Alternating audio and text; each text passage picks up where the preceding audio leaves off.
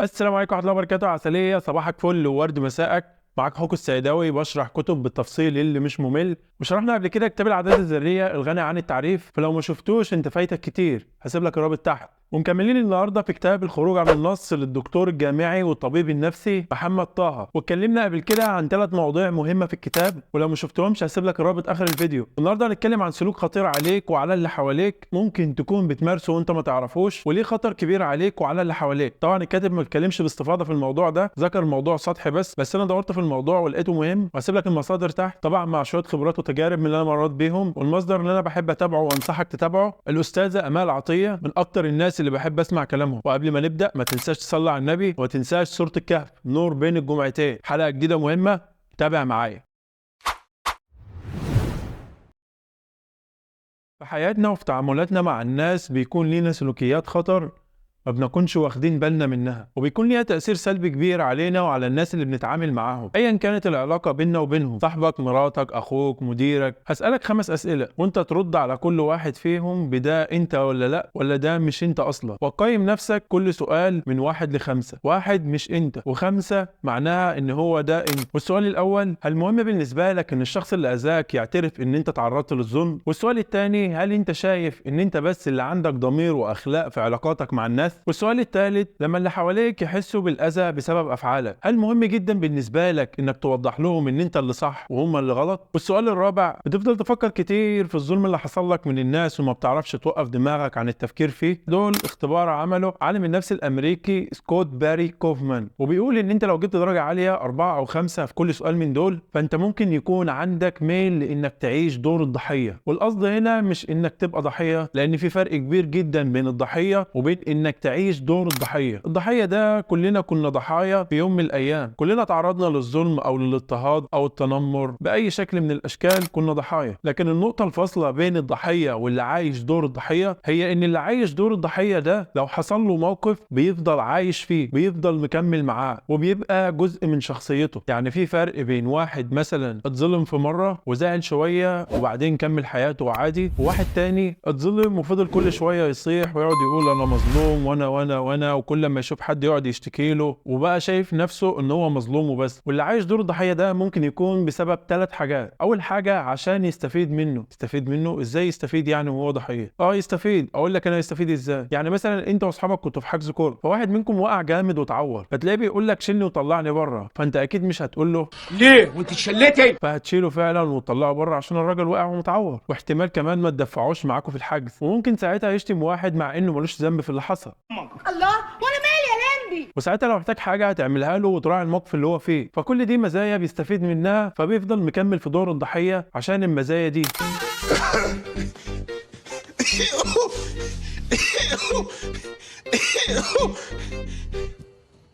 يا حبيبي، لساتك عيان؟ عيان قوي يا ابوي. طب اجيب لي كوبايه ميه. ما الدكتور منان اجيب ميه لحد، وبعدين حلي مهدود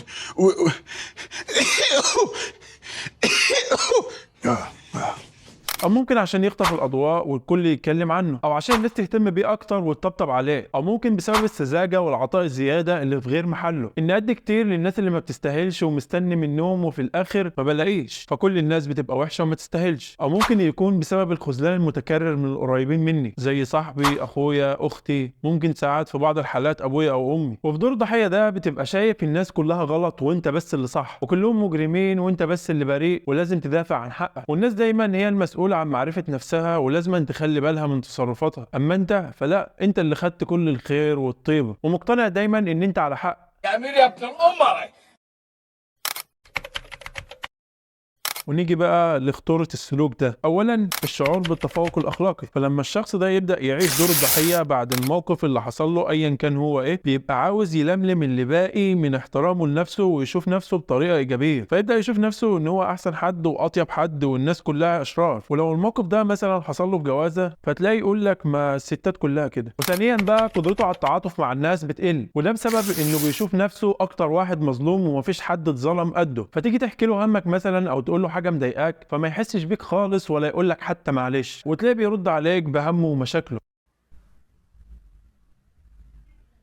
وثالثا بقى خزان مليان احزان، فبيبقى شايف الدنيا كلها سودة. يعني يجي يقول لك مثلا انا خايف من الامتحانات، تقول له طب ذاكر طيب واعمل اللي عليك، يقول لك ما انا ذاكرت السنه اللي فاتت وما نجحتش، حتى لو انا ذاكرت مش هجيب تقدير عالي. يقول لك الحاله وحشه والشغل واقف، تقول له طب اسعى واعمل اللي عليك وسيبها على الله، هيقول لك ما اصلا الاقتصاد واقع والدنيا كلها واقفه، وبيخترع اعذار لكل حاجه وبيلاقي لكل حل مشكله. ورابعا دماغه ما بتهداش خالص، وبيبقى ماشي زي التايه وما بيعرفش يفكر في اي حاجه، واغلب الوقت بتلاقيه قاعد لوحده وقافل على نفسه، ولو قاعد مع ناس تحسه مش قاعد معاهم ولا بيتكلم ولا بيتفاعل معاهم. وكل ده عشان دماغه عمال يسترجع الافكار والمواقف السلبيه اللي حصلت له في الماضي، وعمال يقلب في القديم والجديد. وخامس حاجه هو ان الشخص اللي بيعيش دور الضحيه بيفقد ثقته في نفسه، وبيبقى انسان متواكل على اللي حواليه، وبيستمد قيمته من رضا الناس اللي حواليه عنه وتعاطفهم معاه. وسادس حاجه بقى هو ان الشخص ده ما بيبقاش مرغوب فيه، لانه طول الوقت عمال يصيح ويشكي ومش عاوز يحل مشاكله. ولو قعد مع حد تلاقيه بيتخانق منه ويقول يا عم ده الراجل ده بيجيب لي اكتئاب، ده انا بشوفه بيشحنني طاقه سلبيه، ده بيسحب طاقتي، ده بيحبطني، ده طاقه سلبيه طالع لها رجليه. طب مفيش صباح الخير؟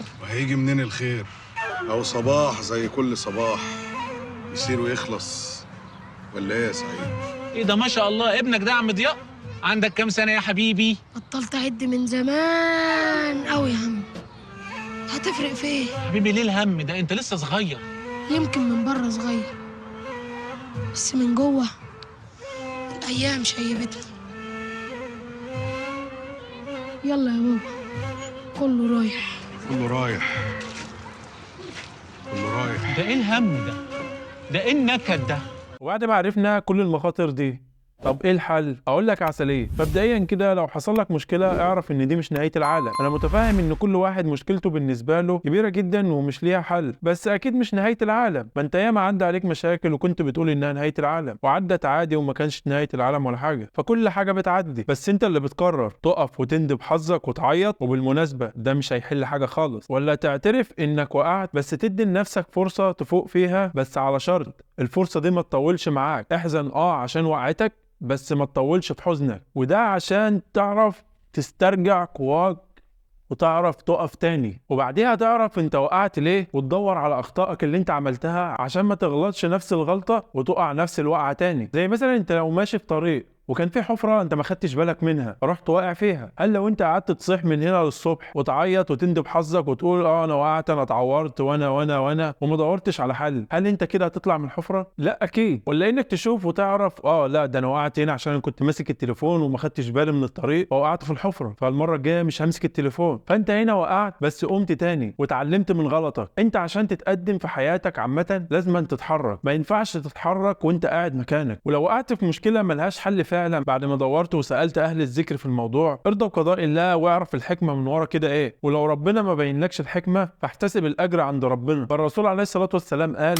ما يصيب المسلم من نصب أو وصب ولا هم ولا حزن ولا أذى ولا إثم حتى الشوكة يشاكها إلا وكفر الله بها خطاياه. وده من نعم ربنا علينا. أنا بستغرب الناس الملحدة دي أصلا لما بيحصل لهم مشكلة بيصبروا نفسهم حتى إزاي. في حاجات ربنا بيبين الحكمة من وراها، في حاجات لا ما بتبانش الحكمة من وراها. إحنا عشان ربنا رحيم بينا، الشوكة لو أنت اتشوكت بس بشوكة صغيرة ربنا بيديك ثواب عليها. ديننا دين رحمة، الحمد لله على نعمة الإسلام. وتاني حاجة بقى سامح نفسك، ما تقعدش تجلد ذاتك وتقعد تقول ده أنا فاشل، ده أنا مش عارف أعمل كذا، وتقعد تقلل من نفسك وقدراتك عشان كتر الكلام السلبي ده عقلك بيصدقه فعلا وبيعمله وبيقلل ثقتك في نفسك. وتالت حاجة بقى ما تبقاش إنسان اعتمادي. لو حصل لك مشكلة فدي مشكلتك أنت، محدش هيحلها إلا أنت بس اللي في إيدك حلها. ولو أنت ما اتحركتش عشان تفكر لحل ليها، مش تفكر في المشكلة، لأن في فرق كبير إن أنت تفكر في المشكلة وبين إنك تفكر في الحل. ومفيش مانع تروح لحد صاحبك أو حد أكبر منك أو حد عارف يساعدك في حل مشكلتك، بس ما ترميش مشكلتك كلها عليه لأن هو مش هيحلها لك، دي بتاعتك أنت.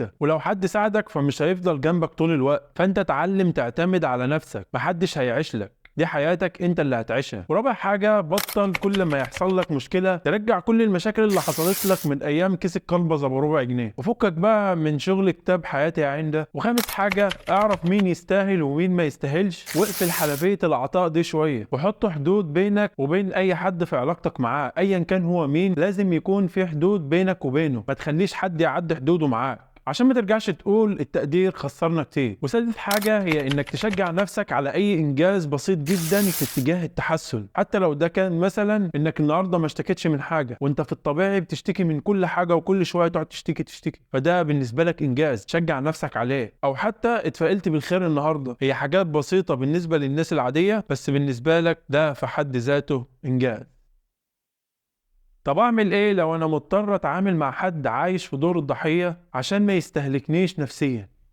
بص يا عسلية، ما تكرسش وقتك ومجهودك في انك تغيره، وافهم ان دي مشكلة واحدة من ضمن مشاكل حياتك، ده لو كان الشخص عزيز عليك طبعا. وافهم ان انت بتعمل كده عشان تنقذه مش عشان تغيره، وهو حر بقى اتغير او ما تغيرش، دي بتاعته هو، انت عملت اللي عليك ونصحته. حابب اختم بدعاء الرسول عليه الصلاة والسلام كان بيقوله، هيلخص كل اللي احنا قلناه في سطر. الرسول عليه الصلاة والسلام كان من دعائه، اللهم إني أعوذ بك من الهم والحزن والعجز والكسل والجبن والبخل وغلبة الدين وقهر الرجال. وما تنساش إن ربنا قال في كتابه العزيز، إنما النجوى من الشيطان ليحزن الذين آمنوا وليس بضارهم شيئا إلا بإذنه وعلى الله فليتوكل المؤمنون.